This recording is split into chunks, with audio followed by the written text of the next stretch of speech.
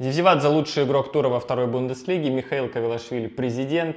Ну а сборная Грузии вновь встретится со сборной Испании. Обо всем об этом и о другом. Погнали! Новый выпуск Сакартвелоа.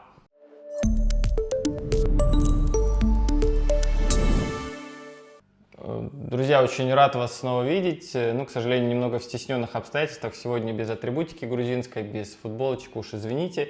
Но лучше уж так, чем никак. Надеюсь, что все-таки главное, почему вы смотрите мои выпуски, это не прекрасные флаги и футболки, а то, о чем я рассказываю. Первая новость, и, пожалуй, такая самая громкая, это избрание Михаила Кавелашвили президентом Грузии. Кто-то считает несправедливое, незаконное избрание. Давайте мы вот эти вот темы самого избрания оставим для других влогов и выпусков. А мне хотелось бы скорее поговорить о Кавелашвили футболисте, поскольку, знаете, очень большой резонанс был у этой новости во всех медиа, и в грузинских, и в российских, и в международных. Цитировали очень много. В России, конечно, подавали, что чемпион России стал президентом Грузии. Ну а в Грузии больше писали о том, что у Кавелашвили, в общем-то, и высшего образования нет, что он 2 года отучился, и на втором курсе даже не отучился 2 года в университете. И вот с экономического факультета он ушел, плюс указывали на то, что когда он хотел работать в Федерации футбола Грузии, там из-за недостатка образования его не взяли, а вот страной, оказывается, руководить может. Но это вот такие основные аргументы оппонентов. Я повторюсь, что я оцениваю все со стороны, поэтому если вы там хотите строчить гневные комменты, что я там вмешиваюсь якобы в какую-то политику, оставьте это опять же для других влогов. Так вот, если говорить о Кавелашвили футболисте, то, в общем-то, футболистом он действительно был неплохим, поскольку успел поиграть не только в Грузии, и вообще многие источники указывают, что он чуть ли не первый легионер, который уже от независимой Грузии играл в иностранных чемпионатах. Вот было несколько сезонов в чемпионате Грузии. Начинал он в Локомотиве Тбилиси, потом Динамо Тбилиси. Многократные чемпионства, 6 титулов чемпиона Грузии. После чего перебрался в Аланию. И, знаете, надо отметить, что очень много он забивал голов постоянно. В 24 матчах в Алании было 12 забитых мячей. Он вошел в список 33 лучших футболистов того сезона. Ну а потом были дальнейшие переходы. В Ман-Сити, кстати, да, футболист, который играл в Ман-Сити и вместе с ним вылетел в чемпионшип, но тогда были такие правила, что он должен был провести определенное количество матчей, чтобы играть в чемпионшипе. То есть, например, как Чеквитадзе сейчас приехал в чемпионшип, вот так он играть не мог. И поэтому пришлось переходить, отдали его в аренду в Швейцарию, там выиграл титул еще с швейцарским Гроссхоппером. Но, например, в Англии он отметился забитым мячом в манчестерском дерби, что, наверное, удается далеко не каждому. Ну и в заключение про сборную Грузии: 46 матчей, 9 забитых мячей. Вот такой футболист Кавелашвили. Каким он будет политиком, узнаем уже позже. И вообще, останется ли он президентом, потому что мы знаем, что в должность он должен вступить 29 декабря, а в Грузии не все готовы к такому повороту событий. Другое важное событие прошедшей недели – это жеребьевка квалификации чемпионата мира. Сборная Грузии опять попадает в группу с Испанией, там еще будет Турция и Болгария. Я делал очень большой выпуск на эту тему, можете посмотреть, кому интересно. Разбирал вообще все личные встречи, кто как играл, в какие годы. И такой был любопытный вывод, что, в общем-то, Грузия обыгрывала всех, кроме сборной Нидерландов, но там еще непонятно. Кстати, да, мы говорим про Испанию, но ведь Нидерланды могут выиграть Испанию и попасть в эту группу. То есть победитель пары четвертьфинальной Лиги наций, Нидерланды-Испания, попадет в группу с Грузией. Давайте заранее не будем расстраиваться, как в комментариях кто-то писал, почему опять Испания? А может быть, ее еще и не будет. Давайте дождемся марта. И то, о чем я не рассказывал в своем большом выпуске, это календарь. И это, на мой взгляд, самое важное. Вот давайте посмотрим. В сентябре Турция, потом Болгария, 2 домашних игры. Представьте, Грузия возьмет 6 очков. Это же будет потрясающе. И вот с этими 6 очками предположительными, да, их, конечно, еще надо взять, тем более против Турции. Я думаю, что все по силам. Потом нужно ехать в Испанию или в Нидерланды, и потом нужно ехать в Турцию. И если например, не проиграть Турции, даже пусть проиграть Испании, будет 7 очков, и это ничья и победа над Турцией, я считаю, это самое главное. Если же, наоборот, дома проиграть Турции, то такое ощущение, что уже все. И видите, здесь, наверное, обратная ситуация, да, то, что было в Лиге наций, что первые игры, они будут решать очень много, и в отличие, опять же, от Лиги наций, здесь у нас концовочка в Болгарии. Ну, то есть, по сути, самая слабая команда группы, как бы вы там не любили сборную Болгарии, вот будет матч в Болгарии и домашняя игра против фаворита Испании или Нидерландов. Я считаю, это гораздо лучше, чем играть в шестом туре против Чехии, которая лидирует, которая борется за первое место. Но я считаю, что с календарем повезло, хотя с соперниками, наверное, все-таки нет. И добавлю, что две команды будут иметь шансы попасть на чемпионат мира. Первое место выходит напрямую, а второе будет идти по такой сетке стыковых игр. Они уже пройдут в марте 2026 года. Грузия возвращается на стадион имени Бориса Пайчадзе. Такие были заголовки на неделе, мы их видели, читали. Но Леван Кабиашвили, президент Федерации футбола Грузии, чуть позже сказал, что, ребята, погодите, остудите свой пыл. Может быть, вернется, а может быть и нет. Вот как вам такое? В общем, он сказал, что от Федерации футбола здесь зависит, конечно, многое, но не все. Потому что стадион частный, и как его приведут в порядок, не приведут. Он говорит, Федерации футбола он не принадлежит. Я бы очень хотел, и вот с Арменией такой матч Лига наций, плей-офф, конечно, надо играть на этом стадионе. Но как оно сложится, Бог его знает. И я тоже этого не знаю, но вот новость была, обсудить надо было, мы это сделали. Джаба Канкава в Тбилиси. Я думаю, что все мы соскучились по этому футболисту, многолетний капитан сборной Грузии, который, ну, знаете, наверное, героически отказался от участия в чемпионате Европы. Не знаю, были ли тому причины какие-то травмы или просто вот он решил дать дорогу молодым. Но я видел комментарии, да, когда он говорил, что как бы дорогу молодым. Может быть, он просто физически чувствовал, что он не потянет. Ну, как бы то ни было, все-таки мог он, наверное, да, включить какую-то гордость, сказать, я капитан, я буду играть. Но нет, пошел навстречу и действительно дал кому-то этот шанс, потому что заявка не резиновая, она ограничена. И нужно отдать должное футболисту. И вот сейчас он должен вернуться в Динамо Тбилиси. Об этом ходят слухи. Напомню, что последний клуб Джабы — это Слован, словацкий, где Гурам Кашия, кстати, до сих пор рубится, и об этом мы сейчас поговорим чуть-чуть дальше. Поэтому ждем Джабу в Тбилиси, его возвращения, и я думаю, что чемпионат Грузии от этого только выиграет.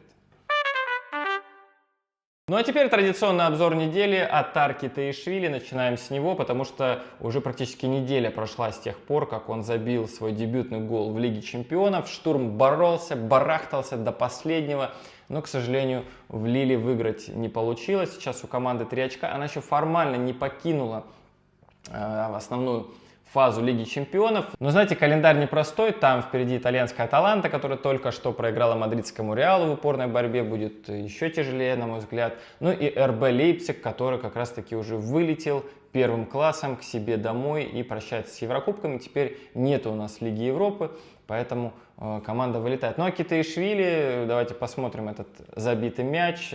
Все красиво сделал, красиво забил и вписал, можно сказать, свое имя в историю. Я надеюсь, что в следующем сезоне все-таки он будет играть не в каком-нибудь Трабзонспоре, при всем уважении к этой команде, а в какой-то Лиге Чемпионской команде, которая пробьется также в основную фазу, и увидим мы еще его голевые действия. Буду Зевзевадзе, он никак не угомонится, 2 забитых мяча в матче второй Бундеслиги. И помните, я вам говорил такой тезис, что если Зевзевадзе забивает, то Карлсруэ выигрывает. И так оно и случилось, 4-2 обыграли Регенсбург. Причем Зевзевадзе забивал чертовски важные голы. В концовке первого тайма Буду сравнял счет, и счет стал 2-2. И потом вывел уже по ходу второго тайма свою команду вперед. Выиграли 4-2, но в таблице, вы посмотрите на эту таблицу, что там происходит.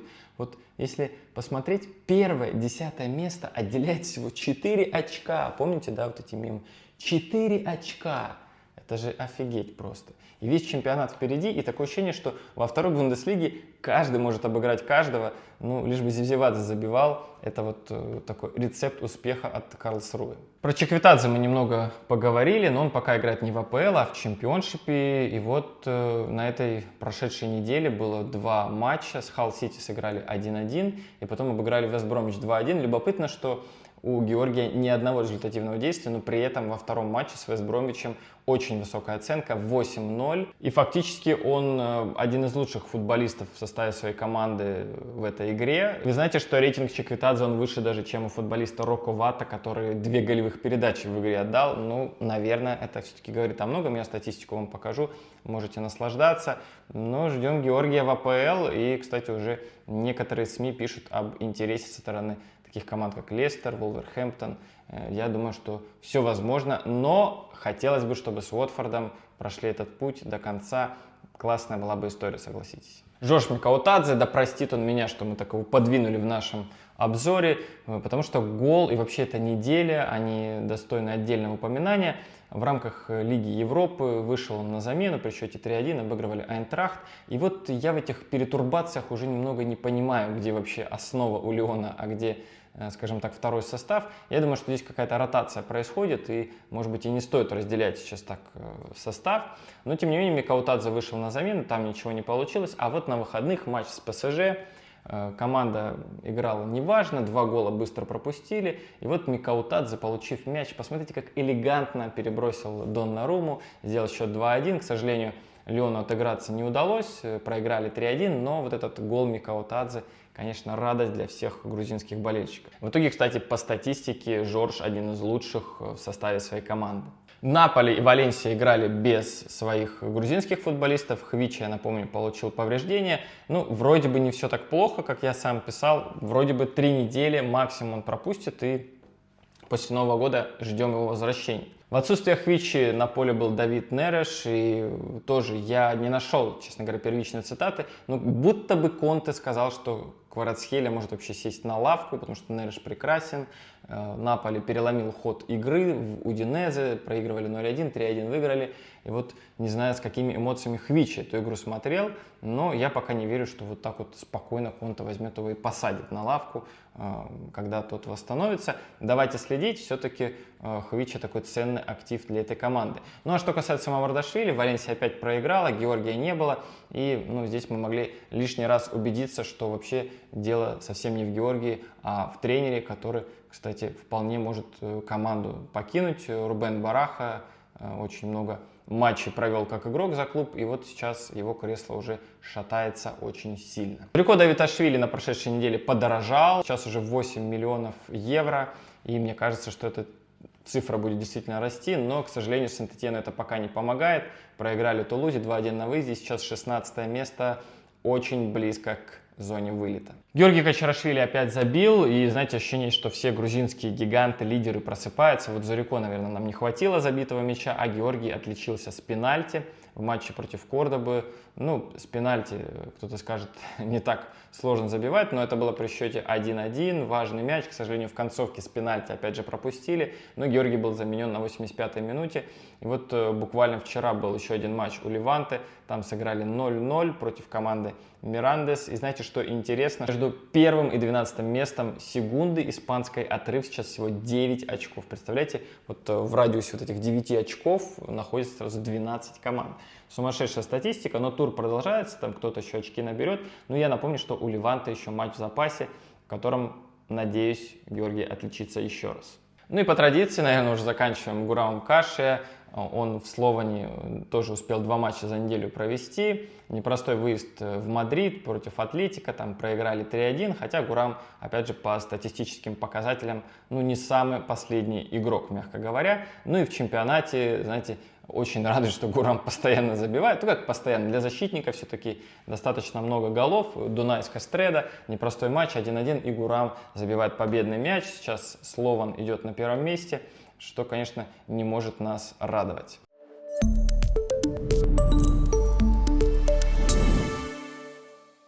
Вот такой был выпуск. Я надеюсь, что вам понравилось и было интересно. Несмотря на такую, знаете, новую для меня обстановку, я посчитал нужным, что все-таки нужно с вами увидеться, пообщаться, порадоваться вместе за результаты грузинских футболистов. Есть у меня в планах некие итоги года. знаете, хотелось бы подвести итоги года для лидеров грузинского футбола: Хвича, Мамардашвили, Микаутадзе, Качарашвили. Вот напишите, пожалуйста, в комментариях, если вам эта тема интересна, и с кого вы бы хотели начать. Не знаю, успею ли я записать всех, потому что, ну, представляете, это большой объем, то есть надо просмотреть, как футболисты играли, какие у них были успехи. Но давайте попробуем. Главное, чтобы это вам было интересно, и в этом была потребность. Ну, а вам я желаю здоровья, потому что сейчас холодно, зима, морозы, и, как говорится, грузинская весна обязательно придет.